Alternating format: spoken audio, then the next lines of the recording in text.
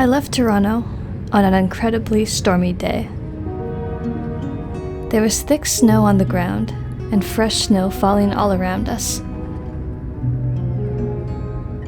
It was February 17th, 2025, the same day the Delta Connection flight 4819, arriving from Minneapolis, flipped on the runway. All passengers and crew members survived. I was at Pearson Airport that same day, bound for Hong Kong and then Shanghai, China.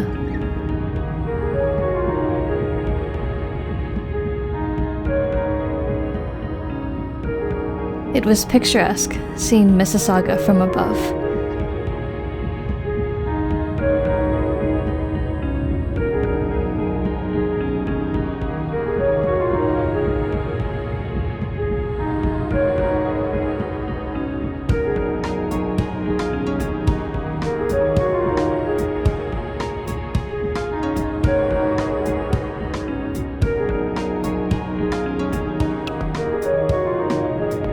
About 15 hours later, I got to Hong Kong, and after another few hours, I was in Shanghai.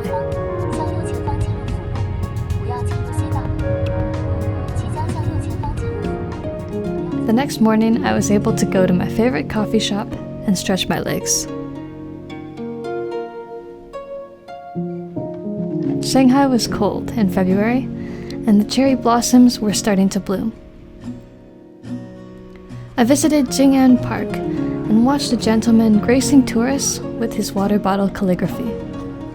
Nestled between high rises, this urban oasis was previously a cemetery. Foreigners used the cemetery, and so the Chinese locals would call it the foreign cemetery. In the eyes of a rural child, the cemetery was a completely different and mysterious world from the countryside. Crosses, statues, tombstones, and coffins of varying heights stand alone or in rows, forming a complex forest of stones from afar. After relocating the burials, the cemetery was transformed into a public park. I could have taken a flight back to Hong Kong to switch my visa, or stayed in Shanghai to study, but instead, I impulsively booked a ticket to a city I'd never heard of at the time, Qingdao.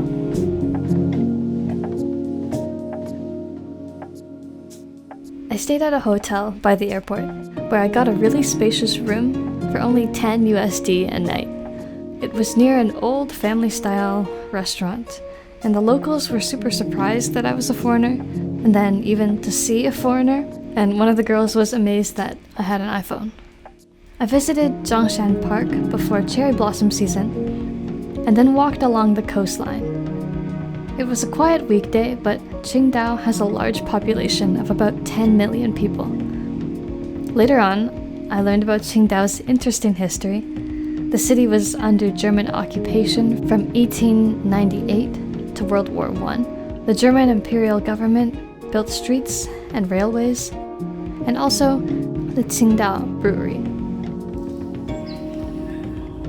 This is kind of eerie, but it's a nice view.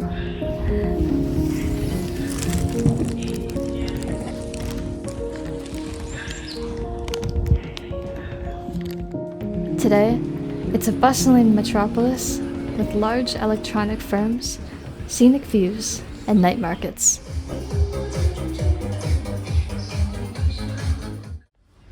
I was especially happy I could get my favorite Chinese snack, jianbing.